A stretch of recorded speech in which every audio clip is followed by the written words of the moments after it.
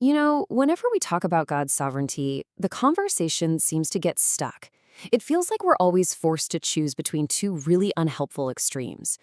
And that creates a huge dilemma for how we think about God's rule and, well, our own freedom. But what if that's a false choice?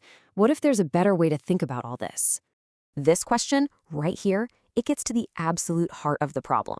On one side, you have this idea of God as a cosmic puppet master, pulling every single string, scripting every single action, thought, and word. And on the other side, a God who seems more like a nervous spectator, just watching history play out, kind of hoping for the best, but ultimately limited by whatever we decide to do. The source material we're digging into today argues that both of those pictures are just wrong. And you can see why both of these extremes are so unsatisfying, right?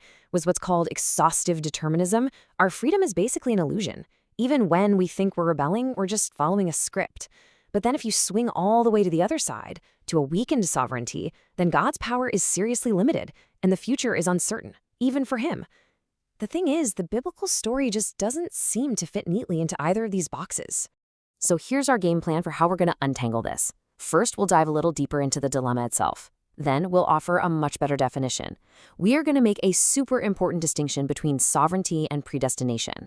And then we'll see how God can actually secure the future without scripting every single moment. We'll talk about why this all matters, and then we'll zoom out to the really big picture, the cosmic government. Okay, so the core argument from our source material is that this whole dilemma, the puppet master versus the spectator, is a completely false choice.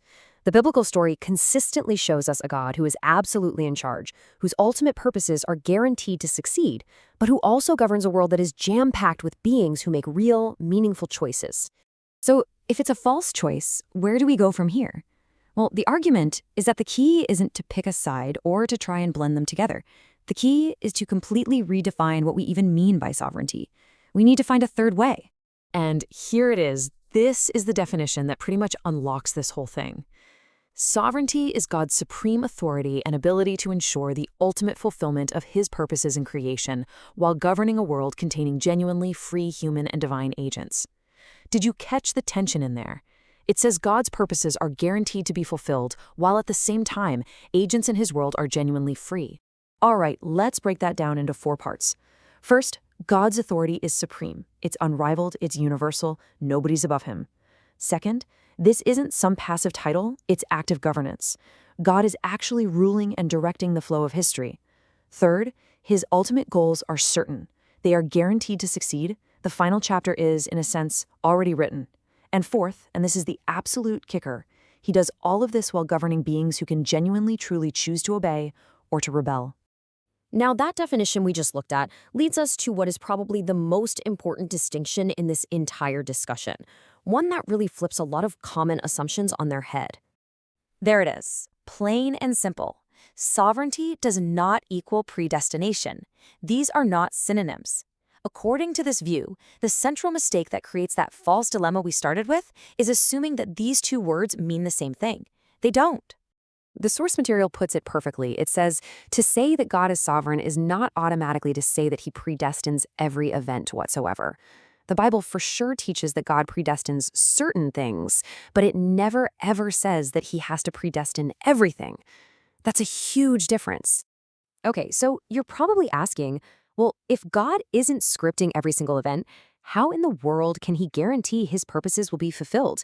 And that leads us to the practical model for how this all actually works. I love this analogy because it makes so much sense.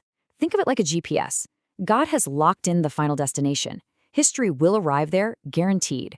But that doesn't mean he has scripted every single turn you take, every detour, every unexpected traffic jam, or every pit stop along the way.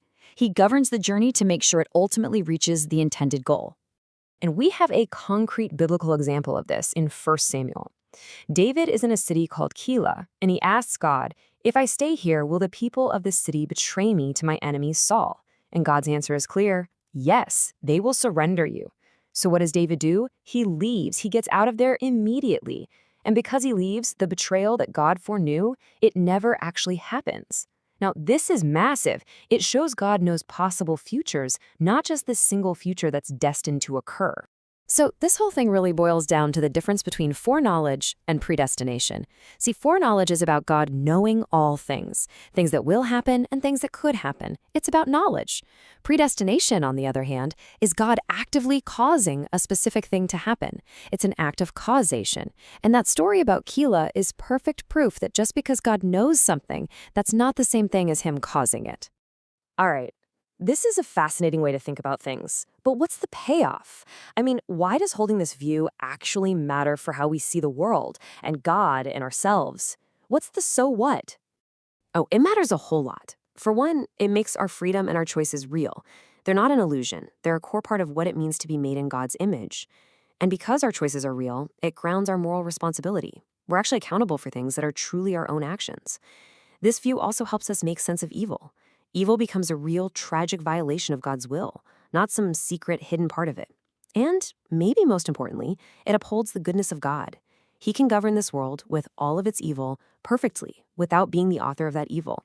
And this idea of God governing a world with real freedom and real evil, it fits into an even bigger, more incredible picture, what the source material calls the divine council, or a kind of cosmic government.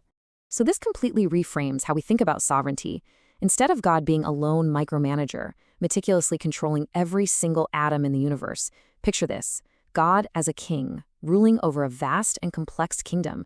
He governs through a real structure of delegated authority, with both heavenly beings and human imagers like us acting as genuine agents within his cosmic administration. So let's just recap. This entire model of cosmic governance really rests on these 5 foundational claims. 1, God knows everything, what's actual and what's possible. 2, he does predestine certain key events to make sure history goes where it needs to go. 3, and this is so important, he does not have to predestine everything. 4, creatures like you and I possess real, genuine freedom.